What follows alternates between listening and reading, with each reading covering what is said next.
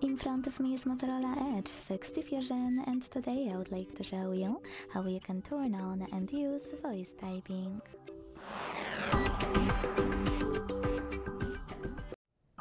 Begin by launching your keyboard. Following that, tap on this microphone at the top right corner and hit while using the app in the pop-up. Then start typing. As you can see, voice typing is on. If you want to stop, you can pause or click on the same microphone again. You can also tap on little icon next to your microphone when it's on. Hit next, select done, and then operate voice typing over here.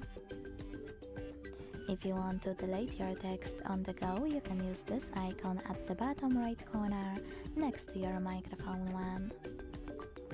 For example, like that. If you want to use options of your voice typing and keyboard from here, click on this icon at the bottom left corner and operate all of those. To go back to your standard keyboard, click on this little icon of a keyboard right next to it. Thanks so much for watching. If you enjoyed this video, leave a like, comment and subscribe.